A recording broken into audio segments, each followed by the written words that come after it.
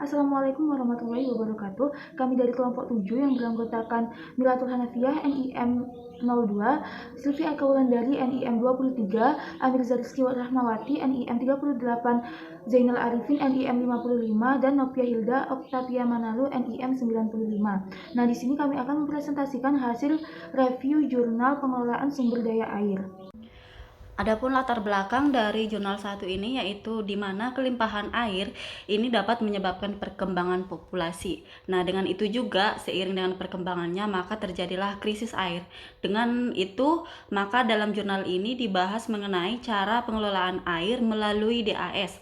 Karena bahkan sebuah titik di ujung terluar DAS pun memiliki pengaruh yang sangat besar terhadap kualitas air di sungai utamanya.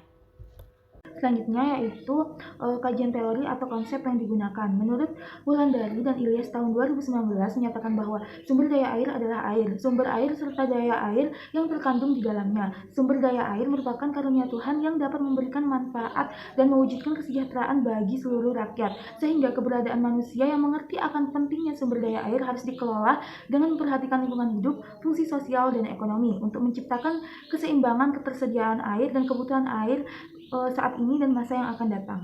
Selanjutnya yaitu metode yang digunakan pada jurnal 1.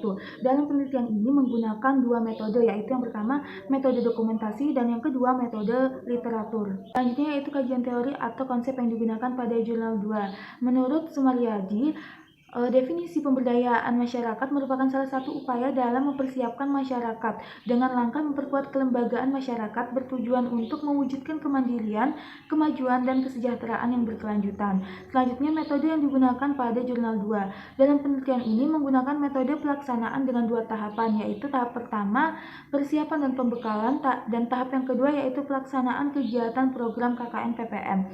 Dalam pelaksanaan beberapa kegiatan program KKN PPM untuk pemberdayaan kelompok sasaran menggunakan metode partisipasif yang melibatkan masyarakat serta kelompok sasaran dan mahasiswa sebagai fasilitator.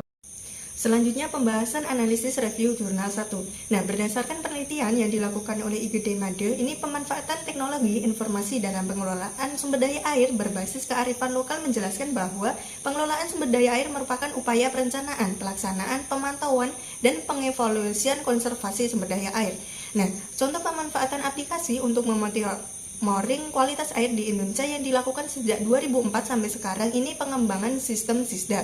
Nah, yang pertama ini menyusun konsep SISDA, yang kedua merancang dan melakukan pengembangan database kualitas air, yang ketiga pengembangan sistem monitoring kualitas air dengan menggunakan teknologi GSN. Nah, keseimbangan ini perlu diperhitungkan dengan menggunakan teknologi yang akan mempermudahkan dalam menghitung input dan output di DAS. Lalu evaluasi review jurnal. Nah, melalui kearifan lokal ini dapat menjadi suatu kekuatan yang mensupport teknologi untuk mengawasi kerusakan sumber daya air. Nah, sistem ini juga akan memudahkan pemberdayaan melalui terkelolanya air dengan baik dan terpantau. Dari evaluasi artikel tersebut dapat diketahui bahwa program KKN sangat sesuai dalam mengatasi permasalahan di Desa Tanjung, yaitu keberadaan air yang sangat minim. Dengan melakukan perbaikan sumber mata air yang terletak di kaki bukit Gunung Pungsu yang berjarak kurang lebih 1 km dari area persawahan, masyarakat dapat memaksimalkan sumber daya air yang ada di daerah tersebut. Dengan kegiatan ini didukung oleh masyarakat sekitar dengan memberikan fasilitas tempat tinggal yang layak sebanyak 3 rumah. Selain itu, kegiatan tersebut juga didampingi oleh kelompok tani. Dari kegiatan tersebut dapat memberikan dampak positif, yaitu masyarakat Desa Tanjung dapat memaksimalkan penggunaan sumber daya air untuk melaksanakan kegiatan pertanian.